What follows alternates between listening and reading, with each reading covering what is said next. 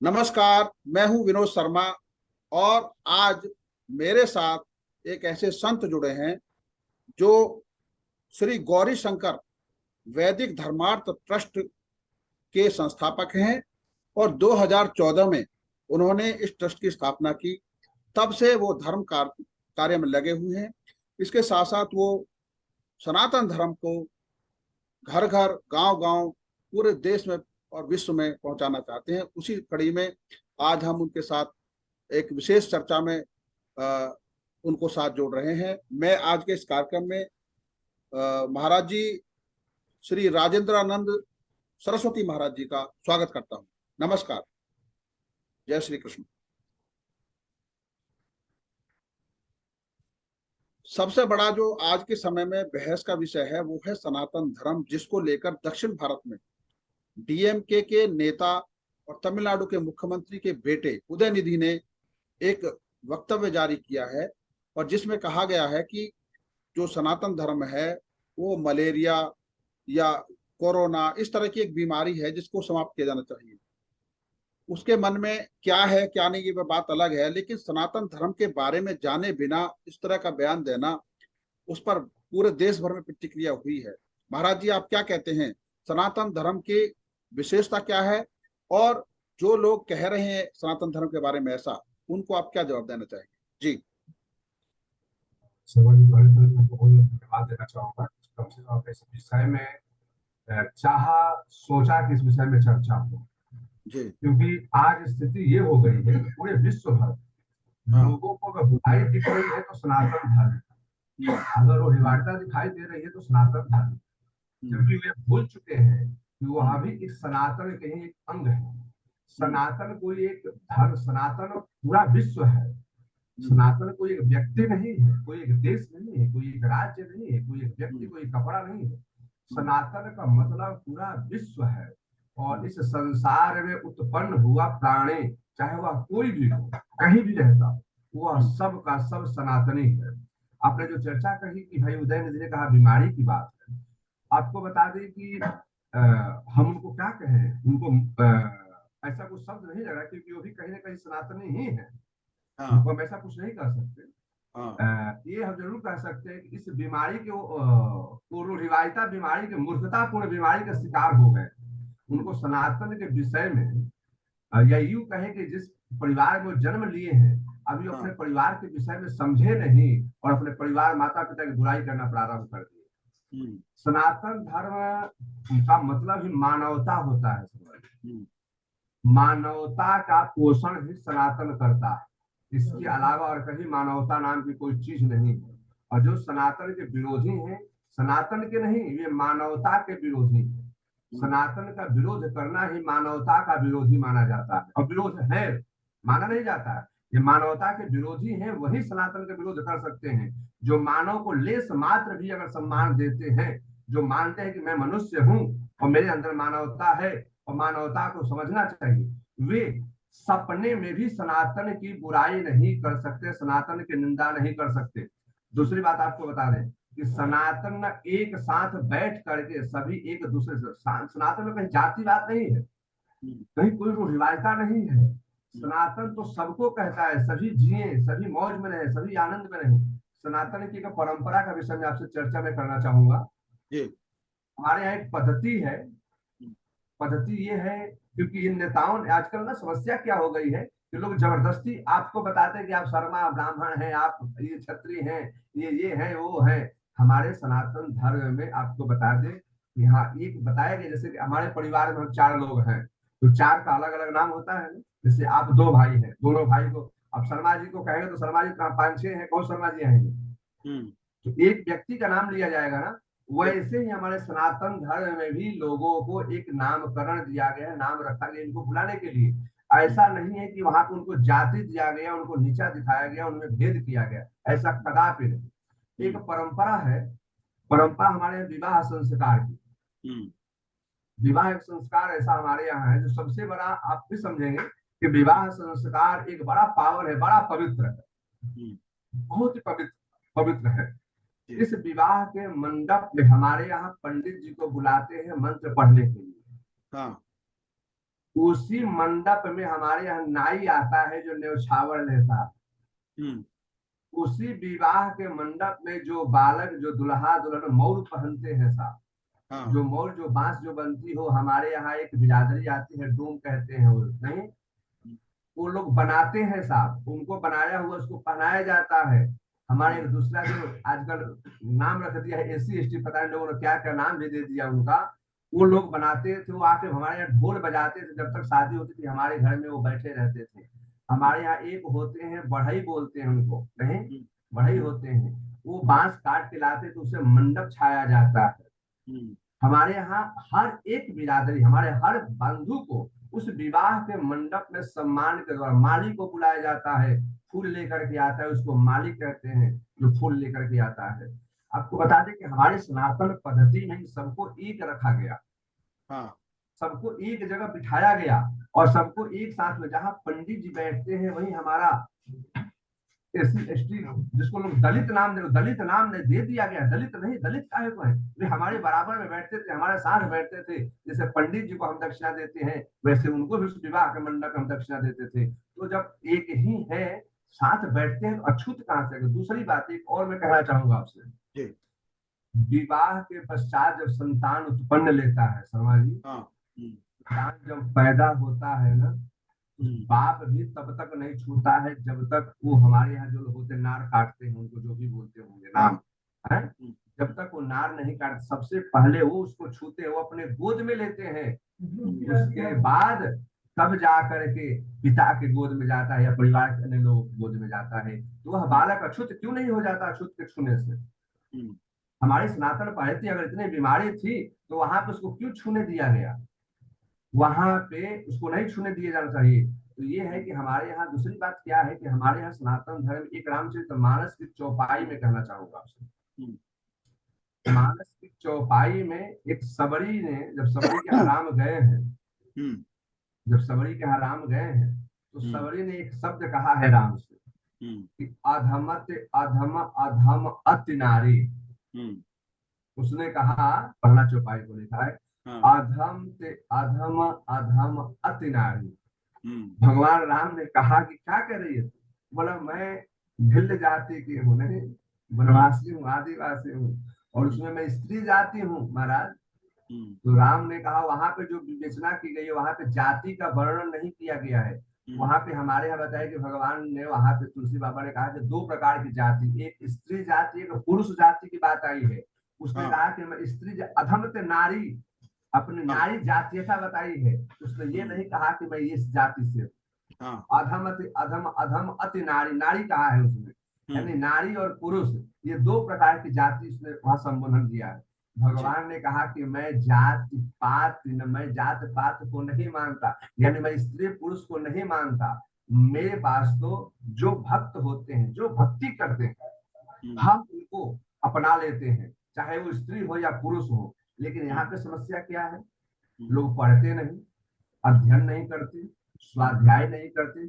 हमारी परंपरा में गुरु की सेवा परंपरा बताई गई है, गुरु की सेवा करें, गुरु की शिक्षा ले, और उस शिक्षा को लेकर के आप समाज उत्थान के लिए समाज में काम करें। हमारे समस्या तो ये हो गई कि आज गुरु की पूजा नहीं हो रही है, गुरु को अपमान किया जा रहा है, गुरु को सम्मान नहीं किया जा रहा, गुरु को गुरु नहीं कहा जा रहा है, गुरु पे आक्षेप लगाए जा रहे हैं। और समस्या क्या है कि गुरु को तो हम मानते नहीं, खुद गुरु बन के बैठ जा रहे हैं। हम गुरु नहीं बन रहे हैं, हम गुरु की सेवा नहीं कर रहे हैं, गुरु की पूजा नहीं कर रहे हैं, गुरु से सीख नहीं रहे हैं, हम गुरु बन जा रहे हैं। और यही कारण है कि गुरु बनने की वजह से ही हमें सनातन में बुराइयां नजर आती है। आपको पता है सनातन कोई बुराई की चीज नहीं, सनातन तो वो है, हमारे एक नारा दिया जाता है साहब, हमारे नारा दिया जाता है कि विश्व का कल्याण हो। एक भगवाधारी ही आपको मिलेगा जो कहेगा कि विश्व का कल्याण हो। इसके अलावा जितने भी कोई भी हो, किसी को मानने वाले हो, किसी चोला को पढ़ने वाले हो, वे कभी विश्व का कल्याण नहीं कर सकते, कभी नहीं करते हो, कहीं नहीं सकते। और जब भी कहेंगे इस्लाम की जय हो, ईसाई की जय हो, ये नहीं कहते कि विश्व का कल्याण हो। लेकिन हम भगवाधारी हर समय हर वक्त जब भी जयकार लगाते हैं तो एक ही बात कहते हैं कि विश्व का कल्याण हो। क्यों कहते हैं विश्व का कल्याण हो? क्योंकि विश्व हमारा है। हम तो इतने तक मानते हैं कि ये कुछ व्यक्ति हैं जो भटक गए, हम तो उनको ये मानते हैं वो भटक गए हैं, उन्होंने पंथ अपना लिया है,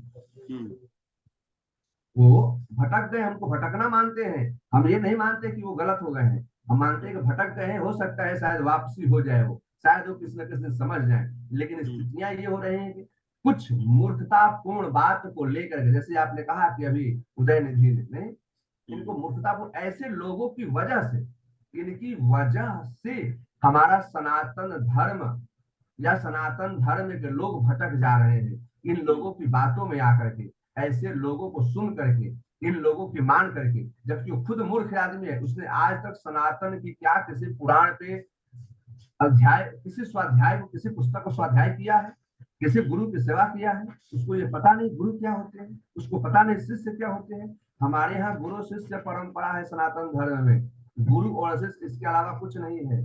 और इसी से हम पूरे सनातन, पूरे संसार को एक मानते हैं कि हम एक ही वृक्ष से निकले हुए, हम सब शाखाएं हैं, हम सभी जितनी भी शाखाएं हैं एक सनातन रूपी वृक्ष है, उस वृक्ष से निकले हुए हम सभी शाखाएं हैं, हम सभी ब्रांच हैं। आपको बता दें, एक डाली पूरब जा रही है, एक डाली पश्चिम जा रही है, इसका मतलब नहीं कि पश्चिम वाला कुछ और होगा और पूरब वाला कुछ और होगा, क्योंकि वह उसी सनातन पेड़ की शाखाएं हैं, तो उनको भी सनातन ही कहा जाएगा। हाँ, अब कुछ लोग ऐसा मानने लगे कि मैं पश्चिम में आ गया हूँ तो मैं सनातनी नहीं हूँ, तो सनातनी नहीं, वो मूर्ख है और वे अबोध है, अज्ञानी है। और आपको बता दें कि जो सनातन को नहीं मान रहे हैं ना, जो सनातन के सनातन संसर्ग में नहीं है, जो सनातन के पास नहीं आ रहे हैं, जो सनातन का विरोध कर रहे हैं, आपको बता दें कि इनका पतन इनका ही नहीं, इनकी वंश परंपरा की पतन। क्योंकि हमारे यहाँ दो व्यवस्थाएं, दो व्यवस्थाएं क्या है, एक देव और एक राक्षस, एक देव है, एक राक्षस है।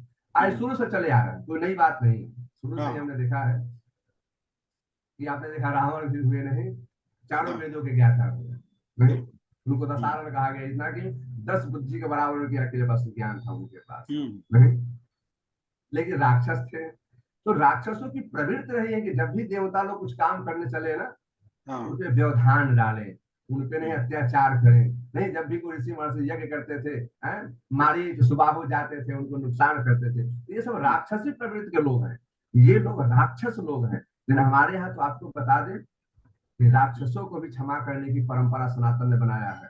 सनातन धर्म तो जो राक्षस होते हैं ना, उनको भी कहते हैं, मारीच को भगवान ने कहा मारा, सुबाहु को मार दिया, मारीच को भगवान ने जो है कि नहीं, उसको दूर फेंक दिया कि शायद सुधर जाए, शायद मान ले। जी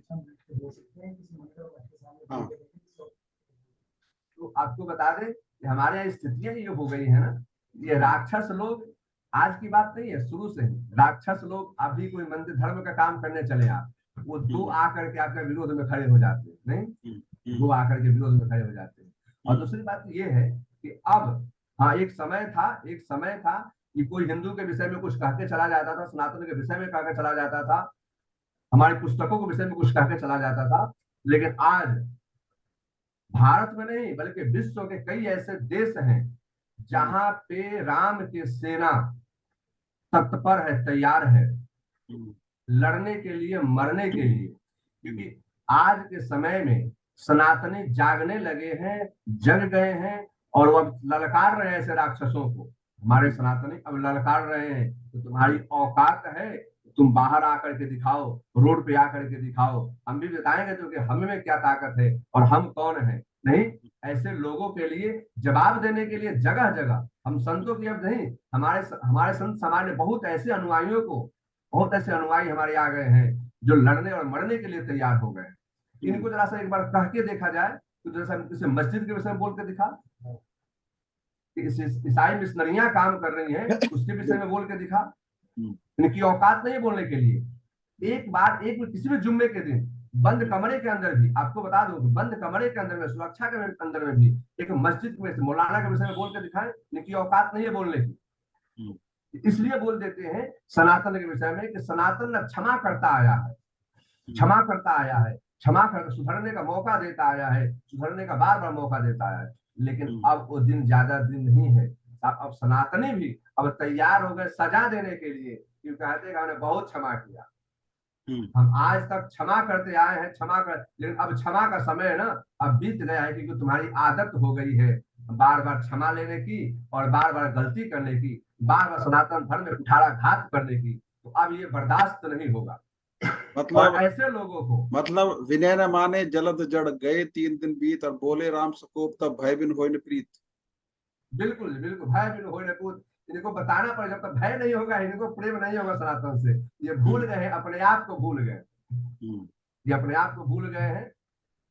और इसीलिए इनसे कहते हैं कि आप अपने आप को वापसी आ जाइए, आप समझ जाइए, किसी गुरु की सेवा कीजिए, किसी गुरु की शरण में जाइए। आप जब तक किसी गुरु की शरण में नहीं जाएंगे, आपको पता नहीं चलेगा। और इसी तरह से अगर आपकी बयान आते रहे, इनके अलावा भी मैं कहता हूँ, इन्हीं को नहीं, इनके अलावा भी मैं कहता हूँ कि जो लोग सनातन धर्म के विरोध में बयानबाजी कर रहे हैं, नारेबाजी कर रहे हैं, अब ऐसा नहीं होगा, अब ऐसा कतई नहीं होगा। अब उनके साथ में लड़ने और मरने का वक्त आ गया है। अब हम लोगों ने ठान लिया है कि अब खाली कथा प्रवचन में नहीं, खाली स्टेज पे नहीं, अब हम तो तैयार रहते हैं, 24 घंटे रोड पे चलते हैं हम, और हम मंच से लेकर के जमीन तक आ गए हैं। अब जमीन पर इसका हिसाब होगा। अब नहीं, अब हम भी मानने का नहीं, मंच से बहुत दिन तक भाषण हुआ, बहुत दिन तक कथाएं हुई। अब कथा कथा नहीं, अब जरूरी है कि ऐसे दुराचारियों का, ऐसे अत्याचारियों का और ऐसे रावण के वंशावलियों का, उनका आमना सामना अब हो। अब क्षमा का समय नहीं रहा। तो क्या इसका क्या समाधान, क्योंकि इस समय हमारा जो सनातन धर्म के बारे में कहा जाता है कि वो शांति, सद्भावना और इस तरह की बातें करता है, और इसी का समर्थन करता है। वो कभी अहिंसा की बात करता ही नहीं, हिंसा की बात नहीं करता, अहिंसा की बात करता है हमेशा। तो बिल्कुल सही ऐसे बात है। लोगों की सद्बुद्धि कैसे आएगी? नहीं, मैंने आपको बताया कि हमारे सनातन पद्धति में यही तो परंपरा रही है साहब। और इसी परंपरा को मैंने अभी, कल हमारी कथा चल रही है, तो मैंने कल कहा, इस बात में, सब लोग बहुत लोग बैठे हुए थे। मैंने कहा जो शांत बैठा है, इसका मतलब ये नहीं कि वो कमजोर है। जो शांत बैठा है, इसका मतलब ये नहीं कि वो कमजोर है। और जो बहुत ज्यादा उछल रहा है, इसका मतलब नहीं कि बहुत ज्यादा ताकतवर है। जिससे उसकी शांति भंग हो जाएगी ना, उसने आपको बता देगा कि आप क्या हो। लेकिन सनातन में हमारे यहाँ ये शिक्षा दी जाती है, हमारे गुरुओं ने शिक्षा दिया है, अहिंसा परमो धर्म। लेकिन एक बात आपको बता दें, अहिंसा परमो धर्म, लेकिन धर्म हिंसा तथैव च, ये भी कहा है कि लेकिन जब धर्म आड़े आने लगे ना, जब धर्म की क्षति होने लगे ना, जब धर्म पर कुठाराघात होने लगे ना, तो हिंसा करने से पीछे मत हटना। तो आपको बता दें कि हम लोग सद्भावना की व्यवस्था रखते हैं, एकता की व्यवस्था रखते हैं, भाईचारा के सिस्टम रखते हैं, एक दूसरे के सम्मान की, पूजता पूज्यन्ते की व्यवस्था रखते हैं। लेकिन ये कब तक? ऐसा नहीं कि हमारा सनातन ने सिर्फ यही कहा है कि कोई आए आपका गर्दन काट दे और आप मर जाना, ये नहीं कहा। ये जरूर कहा है कि कोई शत्रु भाव से आ रहा है ना, तो आप उसको हाथ जोड़े, उसको समझाएं, हो सके तो आप क्षमा भी मांग लें, शायद समझ में आ जाए उसकी। लेकिन ये नहीं कहा है कि वो आए और आप हाथ जोड़ते रहो, माफी मांगते रहो, कहते रहो, और वो आप पे वार करता रहे, और आप अंत में आपकी गर्दन काट दे और आप कुछ न बोलो। ये नहीं कहा है। हमारे सारे देवी देवताओं ने, देखा होगा आपने, दुर्गा जी भी तलवार ले रखी है, त्रिशूल ले रखी है, बाबा भोलेनाथ भी त्रिशूल लेकर के चलते हैं, भगवान श्री राम जो हमारे देश के आदर्श है, हमारे आदर्श है, वे भी धनुष बाण लेकर चलते हैं। वे शिक्षा देते हैं कि जब धर्म की बारी आए ना, देश की बात आ जाए ना, राष्ट्र की बात आ जाए ना, तब धर्म हिंसा तथई बच्चा, ये शस्त्र इसीलिए है, इस शस्त्र को उठा लेना। बिल्कुल। आज श्री कृष्ण जन्माष्टमी का पर्व है, और इस कार्यक्रम के माध्यम से मैं आपसे कोई एक महत्वपूर्ण ऐसा सवाल पूछ रहा हूं जो पूरी दुनिया के लिए महत्वपूर्ण है, कि श्री कृष्ण की शिक्षा आज के इस प्रासंगिक दौर में, मतलब आज के इस दौर में कितनी प्रासंगिक है? क्योंकि भगवान श्री कृष्ण ने भी महाभारत युद्ध को रोकने की बहुत कोशिश की थी, और उन्होंने सत्य का साथ दिया। तो इस समय जब आज पूरी दुनिया में जो माहौल चल रहा है वो, और पूरे देश में जो माहौल चल रहा है, तो भगवान श्री कृष्ण की जो शिक्षा है वो कितनी प्रासंगिक है आज के समय? श्री कृष्ण की जो शिक्षा है सदैव सदैव, चाहे द्वापर युग हो, चाहे वर्तमान का युग हो, उन्होंने यही कहा। भगवान ने, श्री कृष्ण ने कहा कि आप सबसे पहले अपने अधिकार के लिए, भगवान श्री कृष्ण ने शिक्षा दिया कि आप झुकना, समझौता करना, अधिकार की जब बात आ जाए तो कोई बात नहीं। भगवान ने महाभारत के युद्ध से पहले भगवान गए थे और उन्होंने कहा था कि तुम ज्यादा नहीं देते तो कोई बात नहीं, थोड़ा सा दे दो, नहीं, अगर थोड़ा सा भी मिल जाता है कोई बात नहीं, हम उसी में संतोष कर लेते हैं। तो भगवान ने कहा है, लेकिन जब ये बात आ जाए कि आपका अधिकार का हनन होने लगे, आपकी अधिकार का हनन होने लगे, तो उस समय, क्योंकि हमारे यहाँ क्या है कि शस्त्र और शास्त्र, भगवान श्री कृष्ण ने दोनों बात की। सर्वप्रथम उन्होंने शास्त्र दिया, और शास्त्र इसलिए दिया क्योंकि एक भाई चौपाई लोग आते हैं कि जहाँ काम आवे सुई तो कहाँ करे तलवार। हाँ, तो हर वक्त हर समय भगवान ने कहा कि शस्त्र लेकर चलना उचित नहीं, शस्त्र लेकर हर समय चलना उचित नहीं, कोशिश करना चाहिए शास्त्र से काम हो जाए। और आप वर्तमान में जो स्थितियां हैं, तो हमारे जो संत समाज आप देखेंगे, जो संत समाज के लोग ये समय समय पे कथा रखते हैं, प्रवचन रखते हैं। हम लोग समय समय पे यात्राएं करते रहते हैं, कभी इस गांव में, कभी उस शहर में, कभी उस प्रदेश में जाते रहते हैं, लोगों की कुछ न कुछ समझाते रहते हैं कि नहीं, आप शास्त्र की बात मानिए, आप अहिंसा के पुजारी बनिए, आप धर्म के पथ पर चलिए, आप राक्षसी प्रवृत्ति को छोड़िए, राक्षसी भोजन को छोड़िए, राक्षसी स्वभाव को छोड़िए, क्योंकि आप देव हैं, भगवान कृष्ण की, भगवान राम की इस धरा पर आप आए हैं, आप उनके वंशज हैं, आप उनके वंशज हैं, आप उनके परिवार से हैं, तो आप एक देव हैं। तो देव को शोभा नहीं देता कि हर समय वो तीर कमान लेकर चला रहे। तो भगवान श्री कृष्ण समाज को दिया, तो आज भी मैं चाहूंगा कि समय समय पर भगवान ने कहा कि भाई आप जाएं, समझाएं, खुद भी समझें, क्योंकि कई बार क्या होता है कि सामने वाले को हम समझा नहीं पाते। कई बार ऐसा होता है कि हम सामने वाले को समझा नहीं पाते, तो जब सामने वाला ना समझे तो आदमी खुद को समझ लेना चाहिए कि अब ये ऐसे समझने वाला नहीं।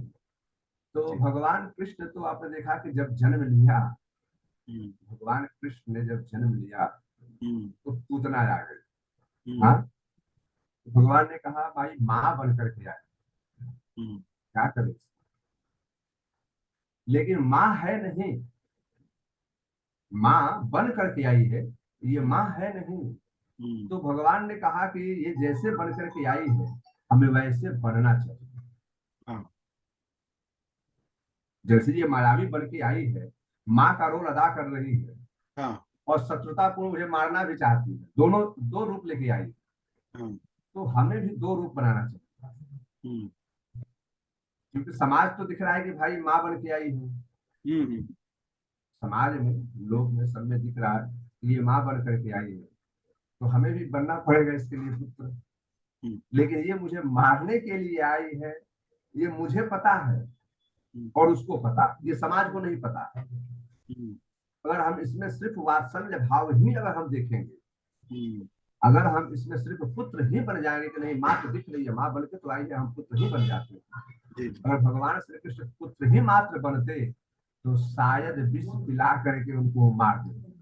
तो भगवान ने कहा कि नहीं, हम इसके साथ वात्सल्य भी, वत्स भी बनेंगे, इसका पुत्र भी बनेंगे, और ये जब शत्रुता करने आई है तो हम इसके साथ शत्रुता भी निभाएंगे। जैसे लोगों को दिखा रही है कि मेरी माँ है, वैसे हम भी लोगों को दिखाएंगे कि हम इसके पुत्र समान हैं। लेकिन जैसे ये अंतःकरण में हमें मारने की चेष्टा से आई है, वैसे ही हम अंतःकरण ही इसका हम समाप्त कर देंगे। तो हमें कहीं न कहीं भगवान की यह प्रेरणा लेनी चाहिए कि जो समाज में आजकल चल रहा है, समाज में अभी कई सारी चीजें आप देखते होंगे, सुनने को मिलता है जगह जगह, बड़ा दुख होता है। आपको बता दें, बहुत ऐसी कॉलोनियों में हमने देखा जहाँ मकान मालिक आप हैं, दिल्ली की घटना बताएं, उसमें एक परिवार आता है, ताला बंद कर देता, बोलता तुम भागो यहाँ से क्योंकि तुम हिंदू हो, ये मेरा मकान है, तुम मकान मालिक नहीं हो। वो आता है मकान मालिक बन करके, और जो मकान असली मालिक है उसी को घर से बाहर निकाल देता है। और आपको बता दें, युवा आदमी जाए तो कहा जाए।